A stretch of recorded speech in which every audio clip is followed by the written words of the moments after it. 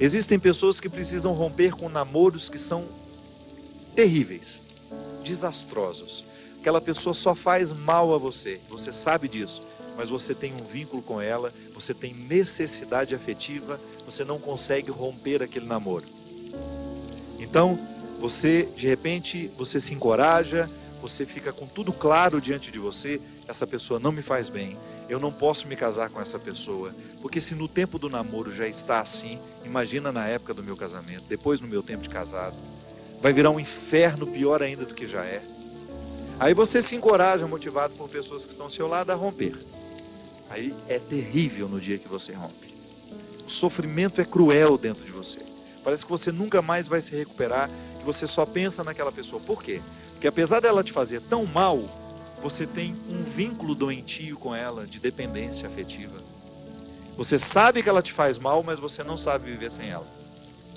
Aí você começa a dar passos. A primeira semana é horrível. Você sofre, você chora, você não pode ouvir a música, você não pode sentir o cheiro, você não pode ver aquele pedacinho de não sei o que ele esqueceu lá na sua casa, que tudo aquilo é terrível.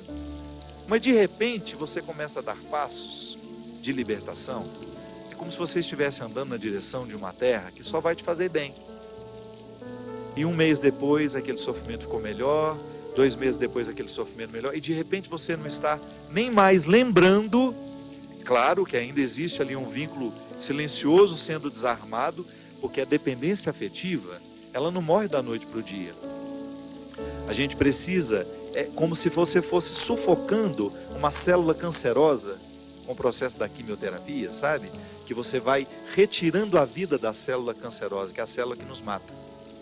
Aí digamos que 3 meses depois, você encontra de novo com aquela pessoa, e você tem aquela famosa recaída.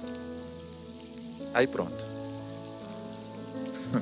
O castelo que você estava construindo, o chão que você tinha andado, que tinha sido tão difícil, você joga fora e você volta para o Egito, você volta para a escravidão. Você faz o mesmo que os companheiros de Moisés queriam fazer, voltar a comer a cebola, voltar a comer o alimento podre, estragado. Aí você reata aquele relacionamento, porque ele é doentio e você não cuidou da devida distância que você deveria manter. Porque quando você tem essa dependência afetiva, você tem que estabelecer a distância, porque senão você não se cura. Você tem que parar de querer saber da vida daquela pessoa, porque senão você não se cura. Você precisa parar de ficar fuçando o Facebook dela, porque senão você não se cura. Você precisa parar de ficar investigando a vida. Onde que ela faz? O que ela tá? Você tem que cessar todos os pontos que podem lhe fazer querer voltar para o Egito. Porque senão você nunca vai se libertar. Aí 3 meses depois você está bela e formosa já, matando a célula cancerígena, você vai dar mais uns beijos na boca, volta àquela dependência horrorosa e o inferno retorna na sua vida. Na sua primeira semana é até bom que está tudo voltando. Daqui a pouco, minha filha, você está no inferno pior do que você estava 3 meses atrás. É assim. Quando a gente não sabe viver o desconforto que nos edifica, a gente se boicota o tempo todo. É como parar de beber, é como parar de fumar. Você fica sem fumar 1 ano e você comemora porque você parou de jogar aquela toxina cancerígena no seu organismo. E de repente você vai lá e acende um cigarro de bobeira e aquele vício volta como se fosse um monstro capaz de te comer inteiro. Pronto. Todo aquele sacrifício que você fez dos primeiros dias sem fumar vão para o saco. Por quê? Todo aquele sacrifício vai para o saco. Por quê? Porque você não foi capaz de viver o desconforto de renunciar. Minha gente, é impressionante como essa mão de Deus nos auxilia assim, nos fazendo conscientes do que nós precisamos romper na nossa vida. São situações que a gente precisa estabelecer limites para elas, porque senão a gente não vai ser curado nunca. A gente vai ficar eternamente doente na fila dos necessitados, chorando e mendigando um pãozinho de bondade do outro, um pãozinho de afeto do outro. Pelo amor de Deus, nós não fomos feitos para isso. Nós não fomos feitos para ficar arrastando dependentes afetivamente dos outros. A gente foi feito para amar. E o amor só tem sentido na nossa vida se for para nos edificar, se for para nos ajudar a atravessar o desconforto do deserto. Caso contrário, ele não faz sentido. Esse pseudo-amor, esse falso amor que às vezes a gente diz sentir um pelo outro, que não nos ajuda no desconforto do deserto. Eu preciso viver os meus desertos, você precisa viver os seus. E os verdadeiros amigos são aqueles que reconhecem os desertos que o outro precisa passar e fala: isso mesmo, vamos passar por esse deserto porque você precisa dele. Agora, a Poliana, ela quer aquela vida feliz, ordenada. Lembra daquela personagem? A Poliana, onde tudo era o jogo do contente, né? Para com isso. Assassine esse instinto infantil que existe dentro de você, que lhe faz ter medo dos desconfortos da vida. O desconforto da vida, quando bem vivido, ele só nos torna melhores. Tira essa máscara de coitadinha que você gruda na sua cara para os outros terem eternamente pena de você. Você só perde tempo na vida assim. Que bobagem! Deus nos segura na nossa mão, é para a gente ter condições de atravessar esse deserto. Não é para ficar recaindo eternamente e voltar a comer as cebolas do Egito, porque a gente teve dó de nós, porque a gente teve dó do outro, não. A caminhada é para frente que se vai.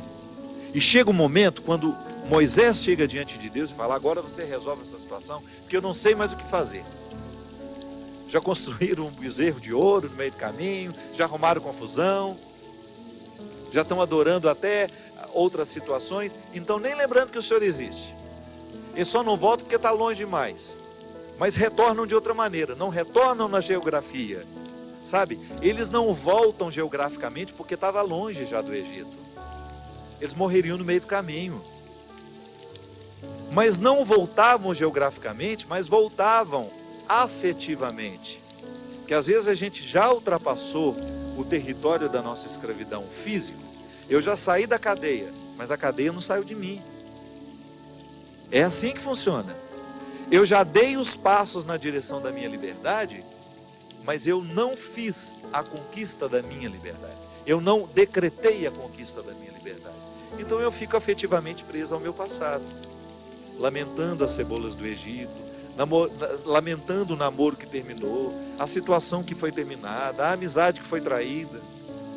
Então, quando Moisés está diante do Mar Vermelho e ele fica apavorado, porque agora eles não tinham mais para onde ir, ou atravessavam o mar, ou voltavam para o Egito, e o exército do faraó já estava chegando para capturá-los, o que ele faz?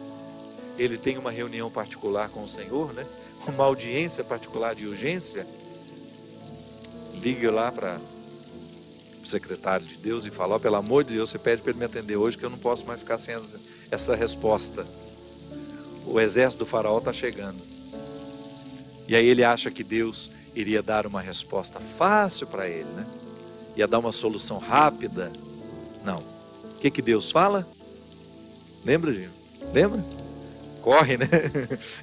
Entra nessa água. Olha que frase forte. Diga ao povo que caminhe. Eu não vou fazer por vocês o que só vocês podem fazer. Eu vou dar todas as graças para que o milagre aconteça. Eu vou fortalecer a coragem de vocês. Mas se não colocar o pé na água, se não desafiar este mar, ele não se abre. E foi o que o povo fez. Moisés à frente, certamente, cheio de medo também, né? Ai, meu Pai de misericórdia, o que vai acontecer agora? Quando ele começou a entrar, a colocar os pés na água, Deus faz a sua parte. Minha gente, a nós nem importa se isso aconteceu dessa maneira mesmo. A nós interessa é o fato de que Deus faz diariamente isso na nossa vida. Sempre que eu me encorajo a vencer os mares que me desafiam, eu estou exercendo o cuidado de Deus na minha vida. Sempre que eu me encorajo a colocar o pé no mar que me ameaça, eu estou cumprindo a parte da promessa de que Ele estará sempre ao meu lado. Você faz a mesma coisa. Sempre que você desafia os seus mares, sempre que você enfrenta os seus desconfortos, Quando você não tem medo do desconforto que lhe chega, quando você olha para ele de frente, você fala: e agora? O que é que nós vamos fazer a partir desse momento? O que você me traz de bom? O que você está me desafiando? Eu vou aqui recrutar as minhas melhores partes, porque só isso me interessa. Se o desconforto me chega, eu preciso atravessar esse deserto para poder alcançar essa parte da terra prometida que me espera. É assim que funciona. Não há uma fórmula mágica para a vida. Ainda que a gente não acreditasse em Deus, nós teríamos de viver os desconfortos que nos fazem crescer. Ainda quem não crê em Deus precisa enfrentar os desconfortos de sua história, de sua existência. Agora, é claro que quando a gente acredita em Deus, quando nós acreditamos de que existe alguém superior a nós, nos capacitando para a gente fazer a travessia, um conforto a mais nos é oferecido. Por isso, baseados na experiência deste conforto que eu já fiz, que você já fez, em muitos momentos, quando essa mão de Deus cuidou de nós, e que a gente dá continuidade ao processo de caminhada, de enfrentamento. É enfrentamento, a palavra é essa. Se a gente não vive os enfrentamentos diários dos nossos desertos, dos nossos conflitos, dos nossos medos, a gente nunca vai chegar ao conhecimento da terra que Ele nos preparou.